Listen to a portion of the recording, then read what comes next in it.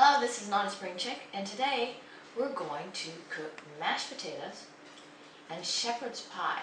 So for those of you that are wondering, shepherd's pie and mashed potatoes, well, shepherd's pie has mashed potatoes in it, but we're also planning ahead because we're going to be making spaghetti sauce, and we're going to use some of the meat that we're making at the same time as the spaghetti sauce for the shepherd's pie. So the mashed potatoes we're going to make right now are actually for both. First of all, if you want to figure out how much you're using, because you're never quite sure how many potatoes to use, if you use a container, this is the one we're going to use for the shepherd's pie, and lay out your potatoes in advance to fill it up. You'll have a better idea as to how many you need. This one, as you can see, has already been peeled, but oh yeah, you probably know how to peel potatoes, right? Of course, a great peeler is worth its weight. We're peeling off, of course, this.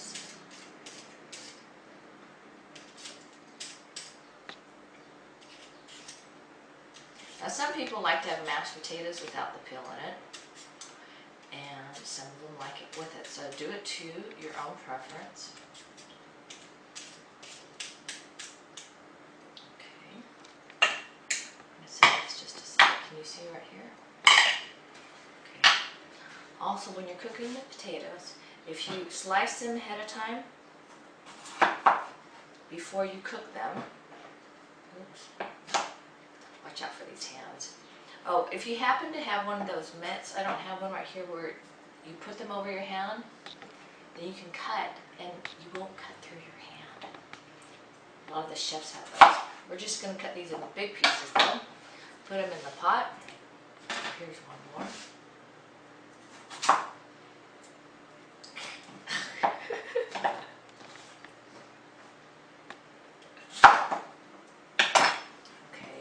Now on this, I'm going to go ahead and rinse this out one more time because I've been sticking my hand in here to grab the potatoes out and putting them back.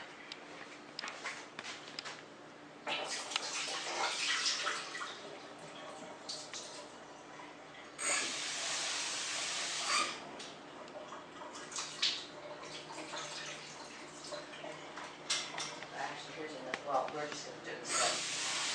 If you have a strainer, you can also just set it over.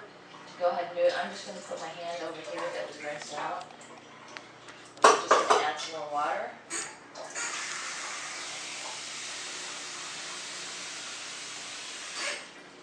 Okay. And if you're curious why we're doing this here instead of over there, this is a working sink. It's not exactly a stage sink, so it's not exactly the most photogenic. And there we go. On the stove, ready to make the potatoes. The potatoes have already boiled. We put a little bit of butter in there, and I wish I could find my potato mash, but for now this is going to have to do. And we're just going to go ahead and mash these potatoes up. Now we're going to pour just a little bit of milk in here. Okay, and the milk gives it just a little bit more smoothness. And while this one requires muscle power, it tastes a little bit more homemade. You get a little more texture and chunkiness to the mashed potatoes than by putting it into a blender. And you don't have to clean up the blender too. All you have is this pot and 1 spoon. We had nearly 5 pounds of meat here. Yes, of hamburger meat. We went and split it in half. So part of it, well, is going to be used for meatloaf. This part right here is going to be used for spaghetti sauce, as well as a shepherd's pie. Now the shepherd's pie is basically whatever they had left over in the kitchen for the meat. So it could have been strips of steak, could be hamburgers. We're going to go ahead and saute this.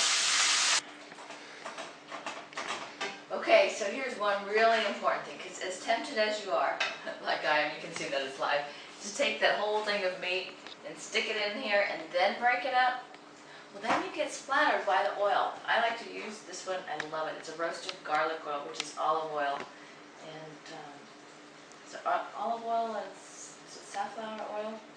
Oh, canola oil and olive oil, which is absolutely wonderful. But as you notice, when I put it in there, it splattered me and I jumped back. So if you break it up beforehand, you put it in, then you won't experience that.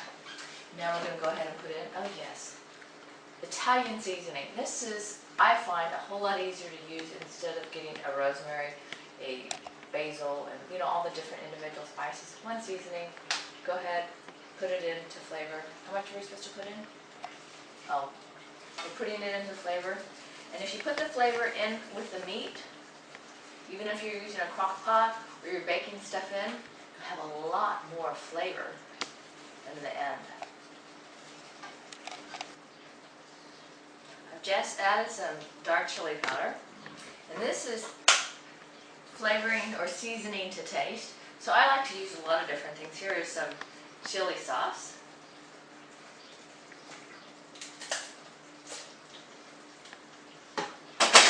Oops.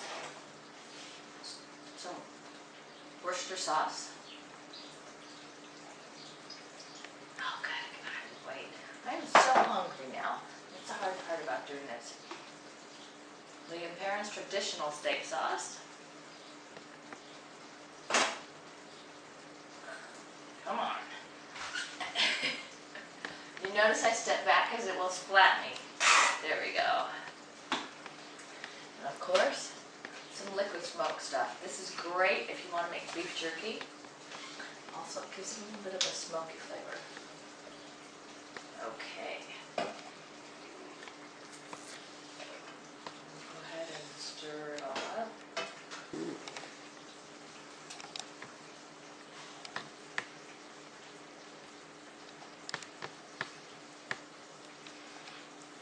If you're curious why I'm using a wok instead of a skillet, well, with the wok, you have the higher side, so once they're warm, you have a lot more, if you want to call it warming temperature. It also allows it to sit in there, and I don't think it splatters quite as much. So we're just going to go ahead and taste it. Come over here.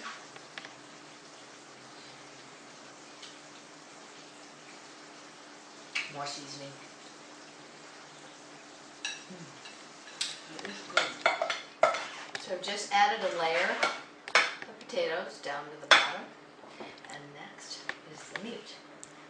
I'll just go ahead and put the meat in next. And this next one is a layer with the meat. And then next, again, we go to the potatoes. So we're spreading this top layer of mashed potatoes, and then the next step is up to you for choice. For cheese, we've got some daily slices American, mozzarella, or some Parmesan cheese. So the choice is up to you, depending on what flavor you want. But for now, we're going to do what's easiest, which is to use the sliced pieces of cheese because it's already open. And go ahead and put it on top. Oh, maybe I have the other one on there too.